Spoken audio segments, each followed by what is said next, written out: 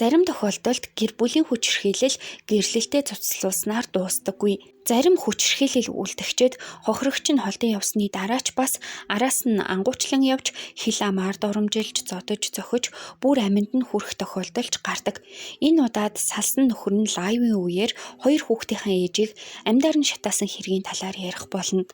2020 оны 9-р сарын 14-ний өдөр бүгд найрамдах хятад ард улс Сичуан мужи 22 цаг 30 минут TikTok-ийн хятад хөлбөр болох Douyin дээр 800 мянга гаруй дагагчдтай Ламу гэх хэрэглэгчийн нэртэй бүсгүй лайв хийж урдын адил өдөр тутмын амьдралаа танилцуулан аавынхаа гэрийн галт тогоонд хоол хийж байсан ба түүний шууд дамжуулалтыг хэдэн мянган хүн үзэж байтал гаднаас генетикийн л үл таних эрэгтэй хүн орж ирсэн байдаг. Энэ эрэгтэй Ламуг анзаараагүй байхад яг ард нь ирж зогсоод түүний дээрээс шингэн зүйл асгаж эхэлсэн ба төд удалгүй гал шиг зүйл гялалзаад Ламугийн утас нь газарт унснаар дүрсэн тасарчихсан боловч дуун үргэлжлэн хүрсээр байв.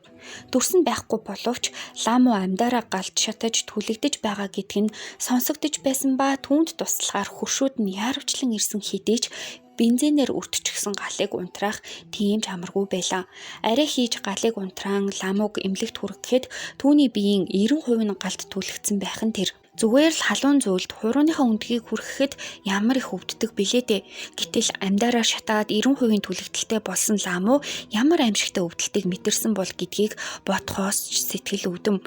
Яг энэ үйл явдлыг хэдэн мянган хүн үзэж бас сонсож байсан учраас бүгд л Ламугийн амнаас эрүүл мэндэд санаа зовниж эмчилгээний зардалд нь зориулж хандив аян хүртэл өрнүүлж хэдхэн өдрийн дотор 1 сая юан босгож өгч чадсан байдаг. Ламугийн гэрт гаднаас орж ирж халдсан этгээд нь түүний салсан нөхөр танил өгөгч байсан бөгөөд халдлагаа үлдчихэд маш хурдан зүгтаагаад алга болчихсон ч тэдний дунд ямар амьдрал өрнөж байсан гэдгээс зүгтаах арга байсангүй. Ламу бүсгүй яг үнэндээ 10 жилийн турш гэр бүлийн хүчирхийлэлд өртөж баян нөхрийнхөө гарын шүүс болж амьдарсан нэгэн байсан юм. Ингээд Ламу бүсгүй амьдралыг илүү гүнзгий мэдэж авцгаая. Ламугийн жинхэнэ нэрийг Амучу гэдэг 1990 онд Төвдөд төрсөн. Түүний бага насны амьдрал Төвдийн өндөр улсын дунд өнгөрсөн бөгөөд гэр бүлдээ тус болохын тулд уулнаас эмээ ургамал түүж зардаг байсан. Аав нь хөгжлийн бэрхшээлтэй хүн учраас Ламу аавыгаа асарч ар гэрээ авч явдаг байсан гэхэд ч хэлцэхгүй.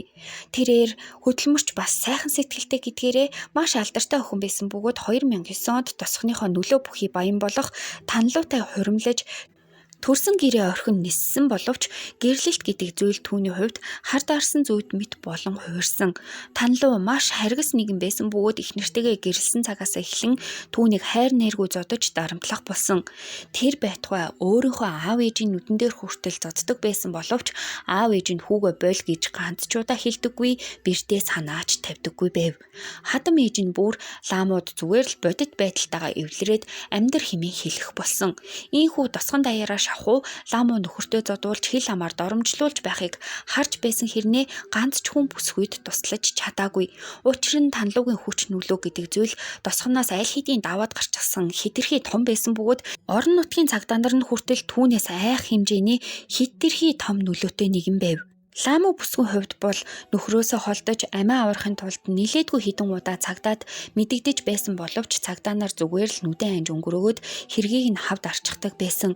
Энэ байдлаас болоод Ламу зүгээр л тамд амьдрах болсон ч тамаас гарах арга түүнд олдохгүй хэвээр. Хосууд амьдрах хугацаанд дундаасаа 2 хүүтэй болсон. Цаг хугацаа явахын хэрээр Ламу зодуур болон сэтгэл санааны дарамтаа дийлхэ болж эхэлсэн ба 2020 он хүртэл хэд хэдэн удаа салах өргөдөл хүртэл гаргаж байсан боловч энэ бүгд нь хавд аргиччихаад байдаг байсан. Яг энэ дундаас нэг л өргөдөл боддоор төрийн байгууллагад хүрч салж чадаж байсан. Энэ үед шүүх тэднийг 2 хүүхдээ нэг нэгээр нь салгаж аваад өсгөө хэмээн зааварлаж өгсөн. Гэтэл яасан гэж салж дуусаагүй байхад танилуу Ламуг иргэн ирж эхнэр нь хിവэрэ байхгүй бол хүүхдийнхээ амь насанд хүрэн шүү хэмээн дарамталж хүүдээ хутга хүртэл тулгаж үзүүлж байсан гэдэг. Ер нь ямар л ээж хүүхдийнхээ хоолойд хутга тулгагдчихсан байхыг харахыг хүсэх билээ. Тэглээч Танлуу бол маш харгас нэгэн учраас хүүхдээ хөнөөж чадна гэдгийг Ламуу маш сайн ойлгож байсан. Тийм ч учраас Ламуу миний хүүхэд зовж байснаас би зовсон нь дээрээ хэмээн бодоод арга буюу Танлуу дээр иргэн очиж ахин гэрлэлтэд батлуулсан. Харамсалтай нь байдал улам бүрд орцоор 2020 оны 5 дугаар сард Ламуу бүсгүйн төвчээр хязгаартай хүрч ахин салах үргэлжлэл гаргатал шүүх Ламууг тогтмол орлогогүй гэх шалтгаанаар хоёр хүүхдийн насрах эрхийг аав Танлууд нь шилжүүлээд өгчихсөн.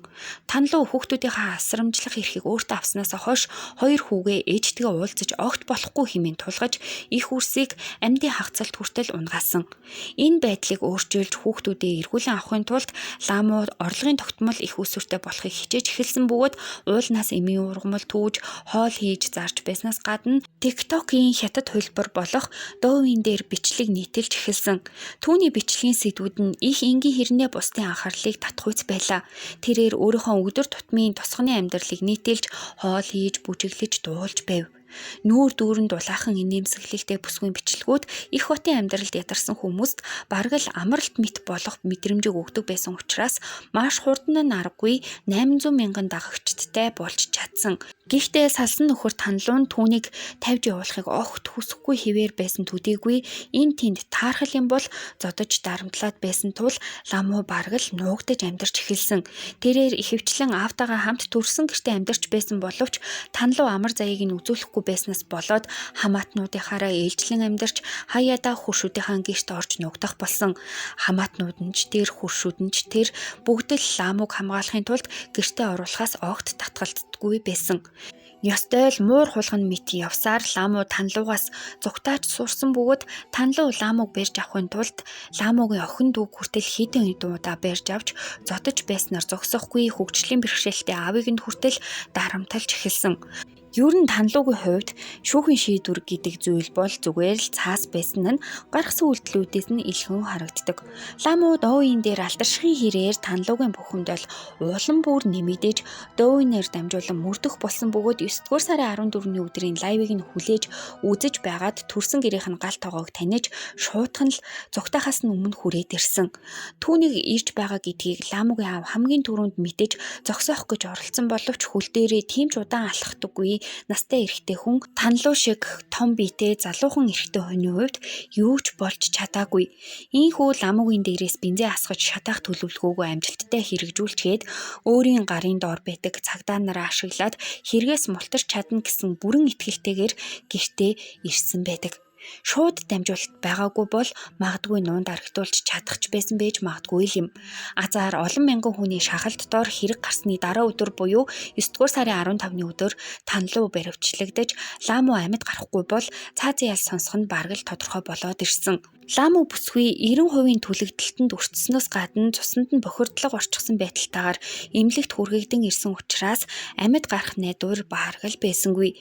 Ээлж ээлжээр эд эрхтнүүдийнх нь үйл ажиллагаа зогссоор байгаад 2-7 хоногийн дараа буюу 9 дугаар сарын 28-ны өдөр нас барчихсан. Ер нь хятад улсын цагдаа нар гэр бүлийн хүчирхийллийг төдийлөн ач холбогдол өгч шийдвэрлэдэггүй бөгөөд тэр дундаа жижиг үндэстнүүдийн суурьшлийн бүсэд үлдэгдсэн гэр бүлийн хүчирхийллийн хэргийг ч тоодоггүй хэмээн интернет хэрэглэгчдэд дүгнэдэг. Хэрвээ Ламууг цагдаад мэдэгдэх үед цагдаа нар арга хэмжээ аваад өчгсөн байсан бол бүсгүй амьд байх боломжтой байсан гэдэг дээр улс нь тэр даяараа харамсаж шүүмжилж эхэлсэн бөгөөд ший дарга нь хүртэл бүх хятад эмэгтэйчүүд хүчирхийлэлд өртөх ёсгүй хэмээн мэдэгдэж Ламуу бүсгүй амиараа шүүгэл үлээж өгсөн.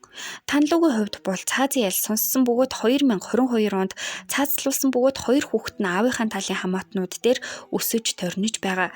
Харин Ламуугийн аав асар хөнгүү болсны улмаас асрамжийн газарч шилжин амьдрах болсон. Ийхүү хоёр хүүхэд аавчгүй, ээжчгүй болсон бол нэг настан асар хүүрээ алдаж гэрээсээ нүүхэд хүрснээс гадна сэтгэлийн шаналлд унсан байдаг.